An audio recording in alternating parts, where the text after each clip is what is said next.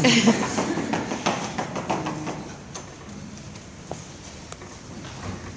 in, Miss O'Hara. Hello, Miss Brewster. How are you, Miss Klein? Very well, Miss Brewster. What news have you brought me? Colonel, you have nothing to report. You need to Dr. Harper. Sure. Hello, Dr. Harper. We've come for the toys for the Christmas dinner. Oh, yes. Yes, that's a splendid work you do, fixing up discarded toys to give poor children a happy Christmas. It gives us something to do when we have to sit around the station. You get tired playing cards, and then you start cleaning your gun, and the first thing you know, you shot yourself in the foot. Teddy, go upstairs and get that big box from your Aunt Martha's. How's your niece these days? Officer Klein's niece has been quite ill, Dr. Harper. Pneumonia. Oh, I'm very sorry. Charge! Oh, she's better now. A little weak still. I'm going to get you some broth to take to her. Don't bother, Miss Abby. You've done so much for her already. We made it this morning. Sister Martha's taking some to poor Mr. Vinitsky right now. It won't take a minute. Sit down and be comfortable. Oh.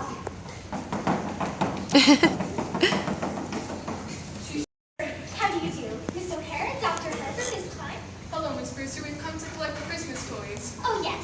Teddy's RV and me. They wear out. They're all packed. The Colonel's up after them. Apparently the cabinet have to okay it. Yes, of course. I do hope your niece is better. Oh, she's doing fine, ma'am. Your sister's getting some soup for me to take to her. Oh, yes. We made it this morning. I just took some to a poor man who broke ever so many bones.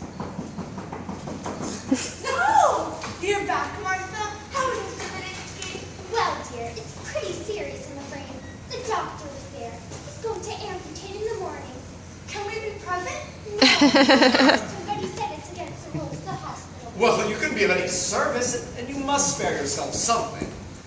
Here's the problem, Miss Klein. Be sure it's good cut. Yes, ma'am. This will be fine. Make a lot of kids happy. That's General Miles. I retired him. What's this? The organ! Teddy, dear, put it back. But the organ was from Australia. Now, Teddy. No, I've given my word to fighting Bob But Evans. Teddy.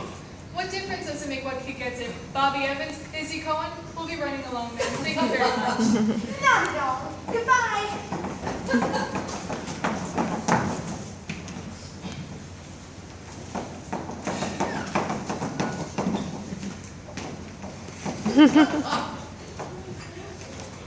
Well, I better be going too.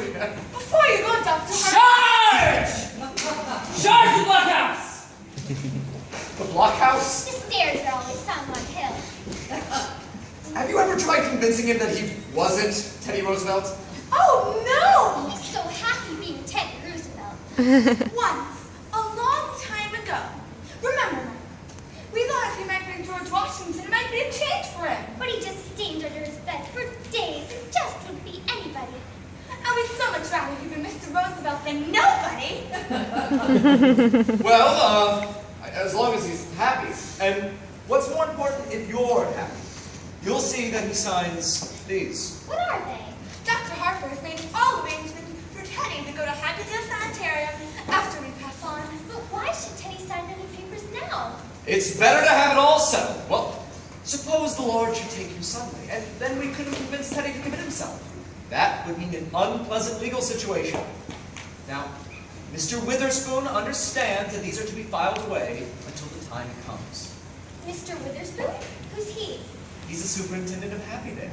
Dr. Harper has made all arrangements for Mr. Witherspoon to stop by tomorrow or next day to meet Teddy. Well, I better get going, or Elaine's going to be over here looking for me. Give our love to Elaine. And Dr. Harper, please don't think harshly of Mortimer because he's a dramatic critic. Somebody has to do those things.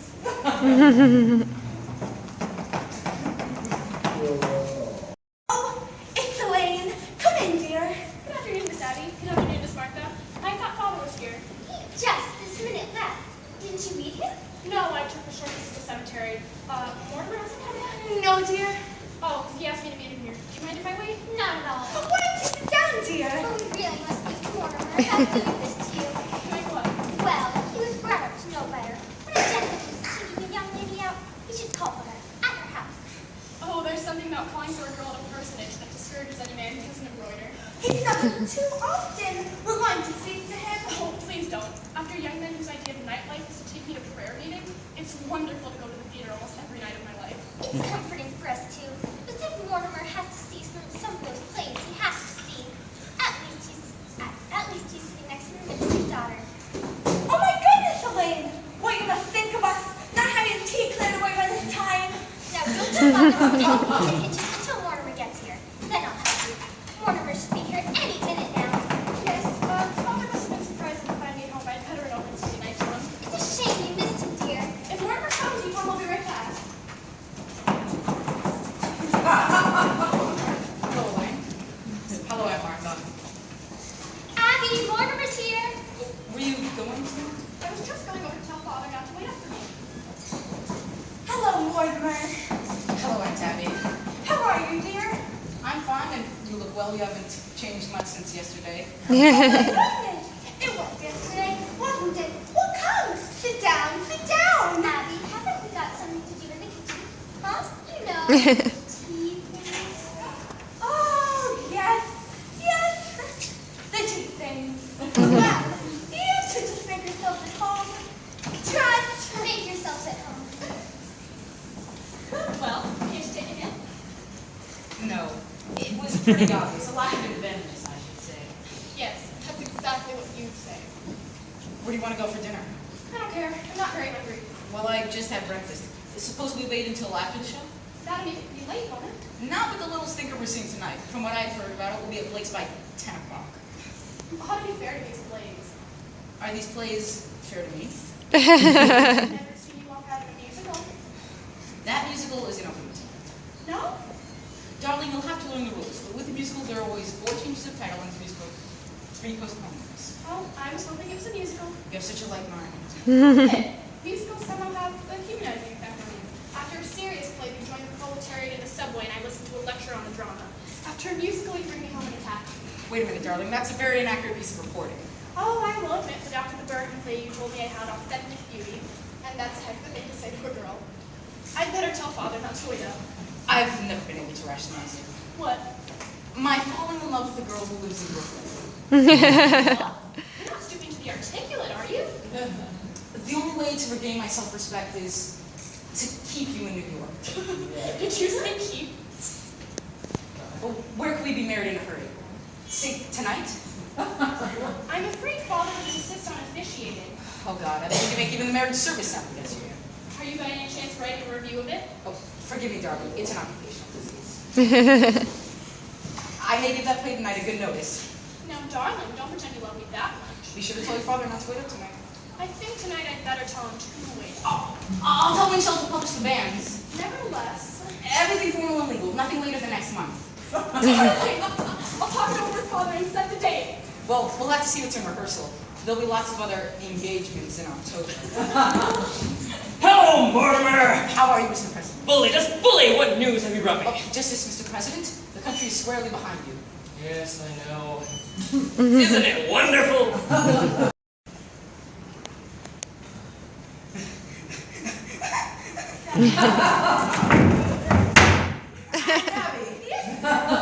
You were making plans for Teddy to go to that sanitarium, Happydale? Yes, dear. It's all arranged. Dr. Harper was here this morning and brought the papers for Teddy to sign. Here they are. He's got to sign us right away. That's what Dr. Harper thinks. That way there won't be any legal difficulties after we pass on. He's got to sign him this minute. He's down in the cellar. Get him up here right away. There's no such hurry as that. Right away, I tell you. Right away. Mortimer, how can you say such a thing? Why, as long as we live, we'll never be separated from Teddy. Darlings, I'm frightfully sorry, but I've got some shocking news for you. Now, we've all got to try to keep our heads. You know, we've sort of humored Teddy because we thought he was harmless. Why, he is harmless. He was harmless. That's why he's got to go to Happydale. Why he's got to be confined. Mortimer, huh? Why have you suddenly turned against Teddy, your own brother? You've got to know sometime. Might as well be now. Teddy's killed a man. Nonsense, dear. There's a body in the window seat. Yes, dear. We know. Of course, but it has nothing to do with Teddy. Now, Mortimer, to know the whole thing. Just forget about it. Forget you ever saw a gentleman.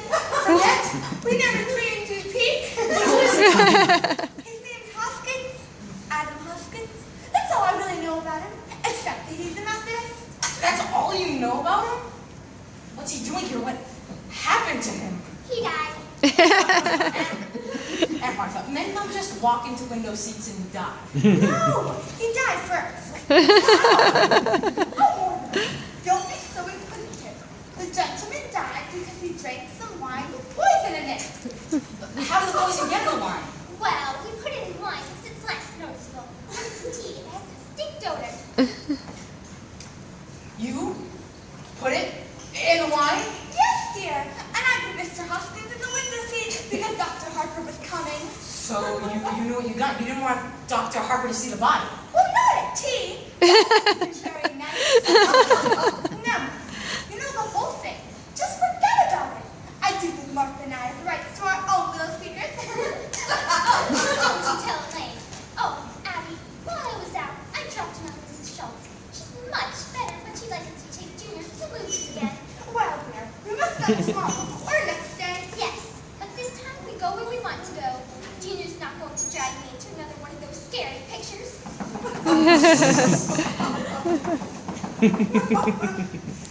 Because I remember when Mr. Hoskins first came in, it occurred to me that he would make just an even dozen. Well, you really shouldn't count the first one.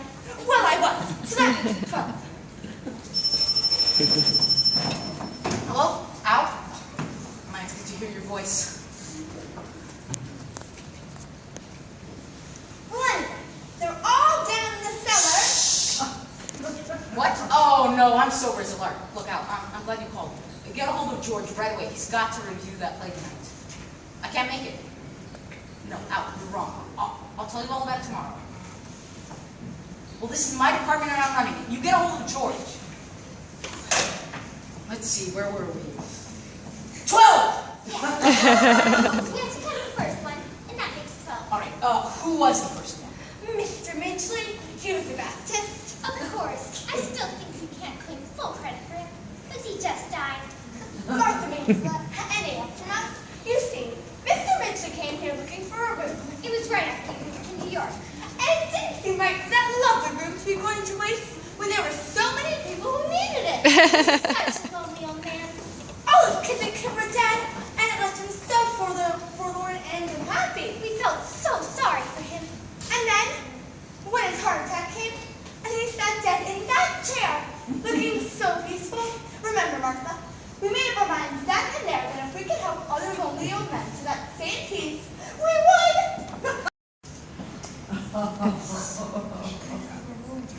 Yes! Won't you step in? I'm Miss Brewster, and this is my sister, another Miss Brewster. And who are you? My name is Gibbs. Oh, won't you sit down? I'm sorry, we're just saying if you were for dinner. Hello? Oh, let me talk to Al again. City desk. Al! City desk! What? I'm sorry, wrong number. Well, before we do anything, why don't you sit down a minute and let's get acquainted.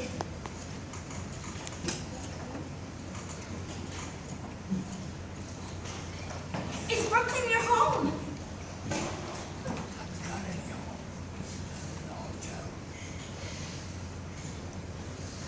Hello? City desk. Are your family Brooklyn people? You don't have any family, do you? You're all alone in the world? Not like that!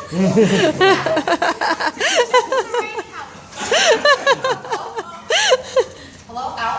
More. You got cut off. Look out, I can't cover that play back. That's all there is to it. I can't. What church do you go to? There's an Episcopal church practically next door.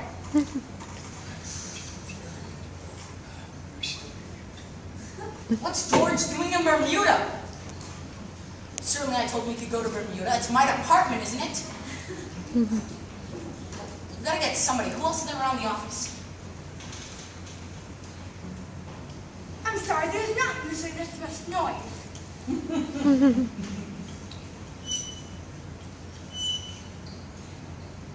Would you like some of our wine?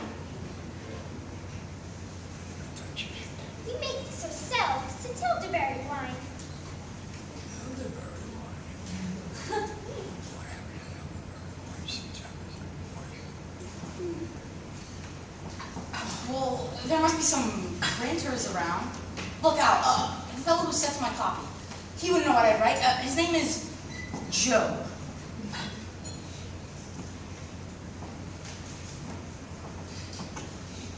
We might serve meals, but first, just see whether you like our wine. I don't think I'm drinking, but I'm gonna start now.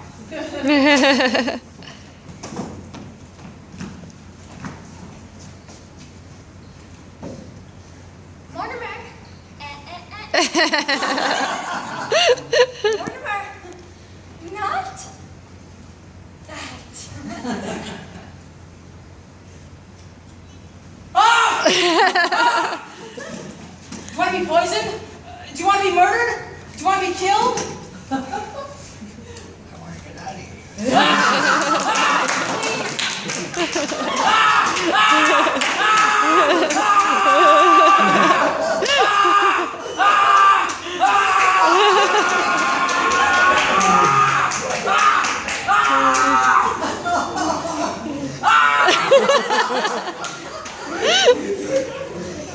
Wine spoiled everything.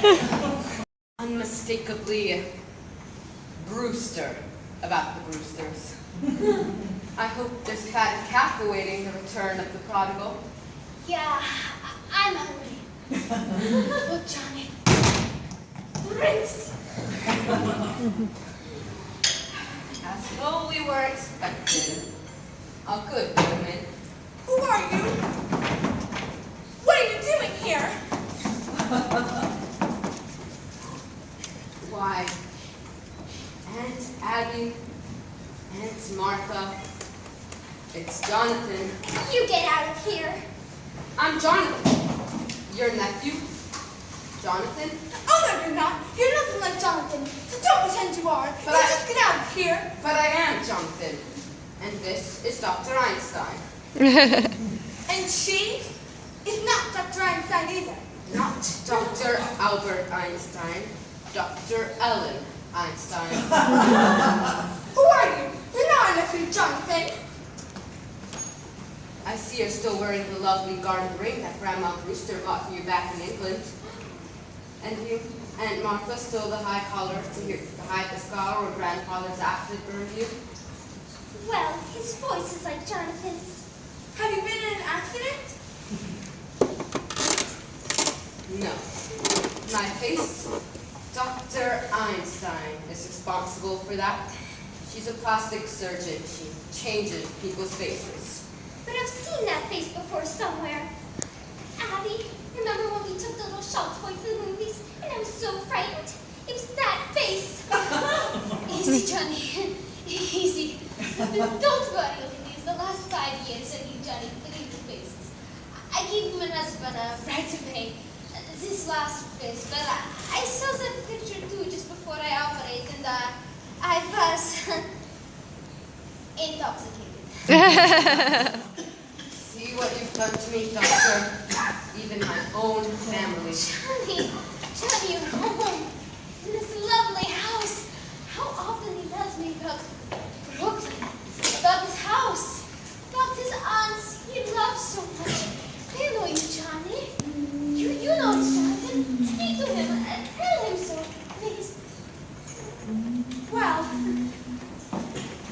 Jonathan, it's been a very long time. What have you been doing all these years? Yes, Jonathan. Where have you been? Oh, England, South Africa, Australia, and the last 5 years in Chicago. Dr. Einstein and I were in business there together.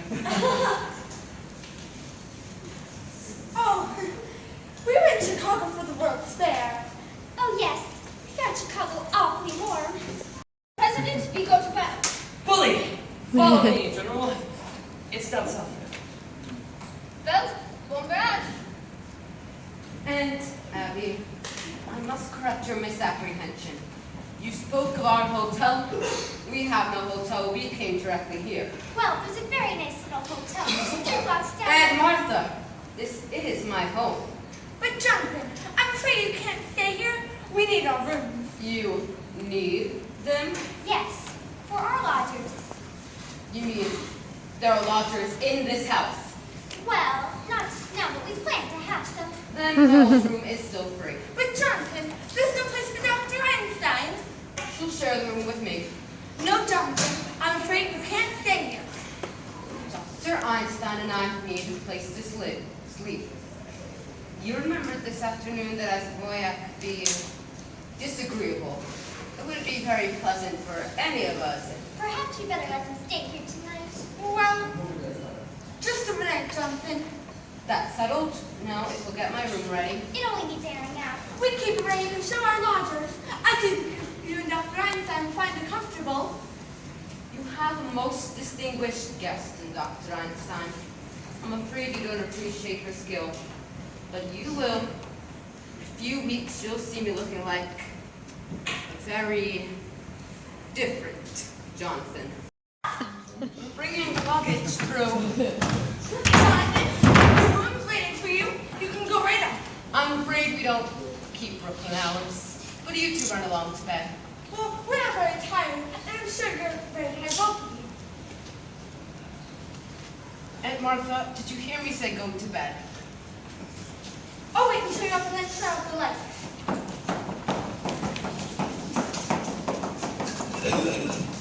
Now then, we're all going to bed. I'll be Now- right up. Now when Tabby, turn out the lights.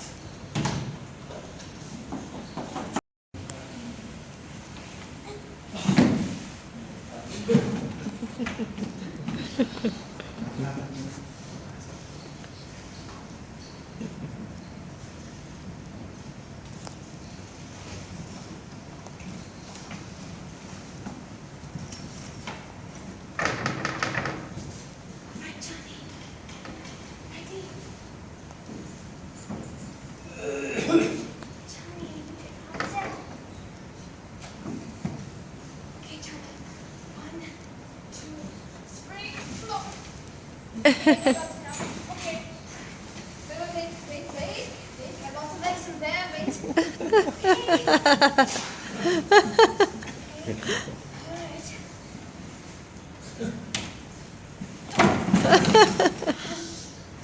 Sad does me, Johnny. I sleep. Be more careful. And his shoe came up. Right, Johnny? Johnny, go back. No, I managed to. Go quick.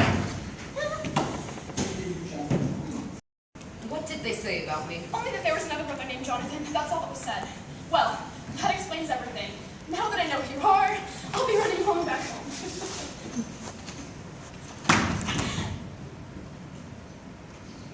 If you'll kindly unlock the door. That explains everything.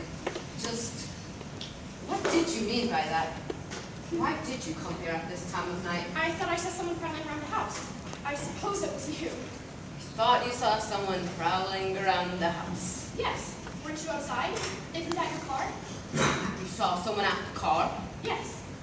What was the man doing at the car? I don't know. You see, I was on my way over here. What else did you see? Nothing. That's all. I think you're lying. Johnny, I think she tells the truth. We let her go now, eh? I think she's lying. Breaking into a house at this time of night? I think she's dangerous. She shouldn't be allowed around loose. Take your hands off me! Doctor! It's going to be a private funeral. Hey! Teddy, tell these men who I am! Why, that's my daughter Alice. No, Teddy! Charge! Cellar! Where have you been? The North Theater, and I should have known better. This is your brother, Jonathan, dear. And this is Dr. Einstein. I know this isn't a nightmare, but what is it? I've come back home, Mortimer. Who did you say this was? It's your brother, Jonathan, dear. He's had his face changed. Dr. Einstein performed the operation. Jonathan. Jonathan, you always were a horror, but do you really have to look like one? Mortimer, have you forgotten the things I used to do to you when we were boys? Remember the time you were tied to the bedpost, the needles under your fingernails? By God, it is, Jonathan. Yes, I remember. I remember you as the most detestable, vicious, venomous form of animal life I ever knew. Now don't you two boys stop quarreling the minute you see each other. There won't be a fight, Aunt Abby. Jonathan, you're not wanted here. Get out.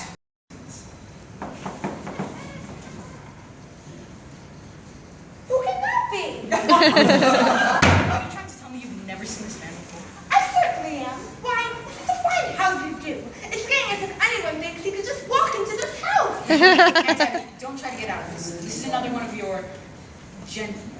Mortimer, how can you say such a thing? This man's an imposter, and if he's come here to be buried in our cellar, he's mistaken. Oh, Aunt Abby, you admitted to me you put Mr. Hoskins in the window seat. Yes, I did. Well, this man couldn't have just gotten the idea from Mr. Hoskins. By the way, where is Mr. Hoskins? He must have gone to Panama. Oh, you buried him? No, dear, not yet. We haven't had any time with Jonathan in the house. I've always wanted to hold a double funeral. But I will not hold services over a total stranger. A stranger? Aunt Abby, how can I believe you? There are 12 men buried in the cellar, and you admit that you poisoned them. Yes, I did. But you don't think I'd stoop to telling a family? Martha!